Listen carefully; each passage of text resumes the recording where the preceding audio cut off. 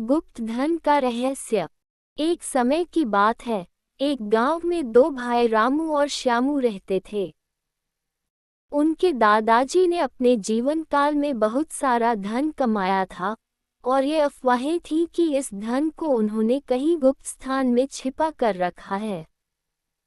दादाजी के मृत्यु के बाद ये रहस्यमय धन गांव वालों के बीच बड़ी चर्चा का विषय बन गया। रामू और श्यामू दोनों के दिलों में इस धन की खोज की तीव्र इच्छा थी, लेकिन स्वभाव से दोनों बहुत अलग थे। रामू मेहनती और धैर्यवान था, जबकि श्यामू को सब कुछ आसानी से और जल्दी में चाहिए होता था। कहानी का विवरण।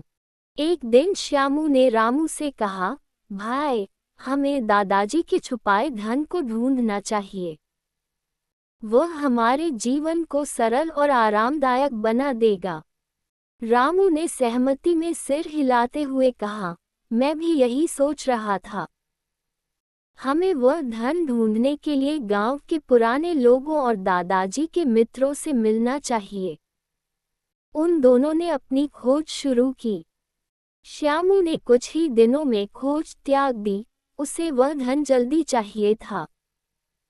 वहीं रामू ने गांव के बुजुर्गों से बात की, अपने दादाजी के पुराने दोस्तों की शरण ली और पुरानी किताबों और नक्शों की गहन जांच की। अंत में उसे एक सुराग मिला। एक पुरानी किताब में एक कविता थी जिसमें धन छिपाने का संकेत मिला।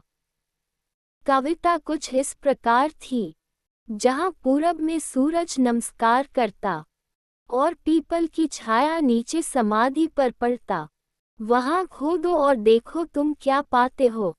दादा की दौलत तुम्हारे इंतजार में सोती हो। रामू ने तत्पर होकर पूरब की दिशा में स्थित पीपल के पेड़ को खोजा, जिसकी छाया समाधि पर पड़ती थी। उसने उस स्थान की खुदाई शुरू की और एक बड़ा संदूक पाया, जिसमें सोने के सिक्के, जवाहरात और कीमती पत्थर भरे हुए थे।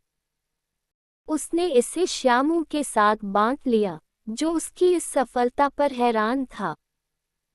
रामू की मेहनत, धैर्य और बुद्धिमत्ता ने उसे वह धन दिलाया, जबकि श्यामू को उसकी आलस्य और अधीरता ने निराश किया।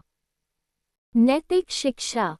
इस कहानी से हमें ये शिक्षा मिलती है कि धैर्य और निरंतर प्रयत्न से ही सफलता मिलती है।